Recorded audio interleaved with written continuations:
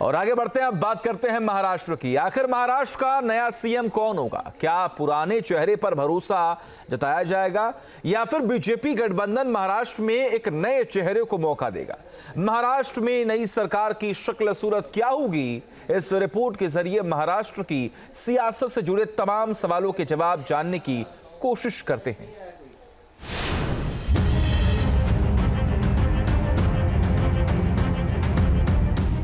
चुनाव में महाराष्ट्र की जनता ने एक तरफा फैसला सुना दिया और सवाल सरकार का है। 3 दलों की गठबंधन सरकार है और सबसे बड़ा मुद्दा सीएम का है।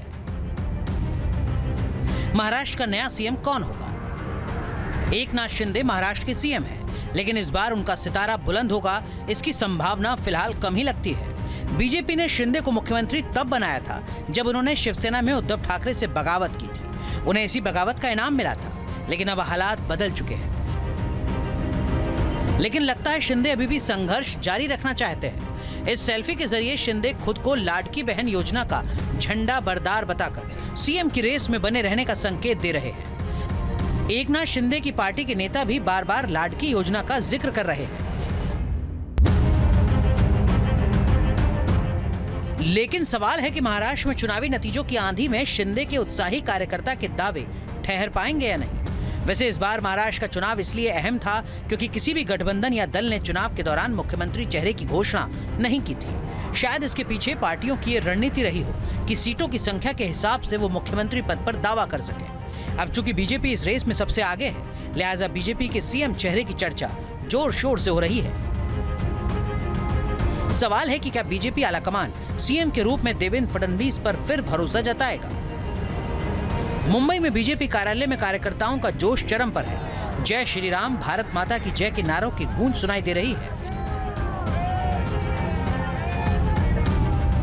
देवेंद्र फडणवीस की चर्चा हर जगह हो रही है। सीएम के रूप में देवेंद्र फडणवीस का केस इसलिए मजबूत लग रहा है क्योंकि विधानसभा चुनाव में मिली जीत में देवेंद्र फडणवीस की भूमिका सबसे अहम रही। महाराष्ट्र में 148 सीटों पर चुनाव लड़ने वाली बीजेपी 132 सीटों पर जीत हासिल करने में सफल रही। फडणवीस समर्थकों का मानना है कि पिछले कार्यकाल में पार्टी के लिए उन्होंने सीएम पद का त्याग किया था, लिहाजा इस बार इनकी दावेदारी मजबूत है। भाजपा का मुख्यमंत्री होना चाहिए और मुख्यमंत्री भी हमारे देवेंद्र फडणवीस जी होने चाहिए, यही सपना है हमारा। ये भी माना जाता है कि केंद्रीय नेतृत्व का हाथ फडणवीस के ऊपर है, लेकिन सीएम को लेकर बीजेपी केंद्रीय नेतृत्व का फैसला चौंकाने वाला रहा है। क्या बीजेपी नए चेहरे को महाराष्ट्र की कमान सौंपेगी? क्या बीजेपी महाराष्ट्र में ओबीसी चेहरे का दाव चलेगी? इस बार चुनाव में बीजेपी को ओबीसी वोटर्स का खासा समर्थन मिला है।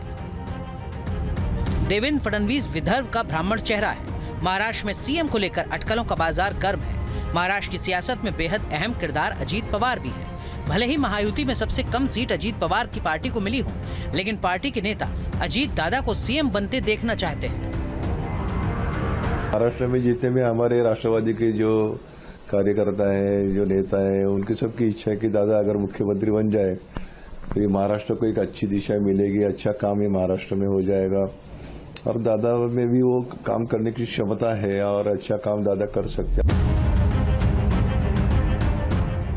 कुल मिलाकर महाराष्ट्र में सरकार गठन की चुनौती बड़ी है। अगर बीजेपी सीएम का पद लेती है तो सहयोगियों को बेहतर मंत्रालय देकर संतुष्ट करना होगा। गठबंधन का सीएम चुनने के लिए बीजेपी के केंद्रीय नेतृत्व को संगठन और समीकरणों का ध्यान रखते हुए सर्वसम्मत फैसला लेना होगा। Team news nation. News nation अब व्हाट्सएप पर खबरों की ताजा अपडेट के लिए न्यूज नेशन के इस क्यूआर कोड को स्कैन करें।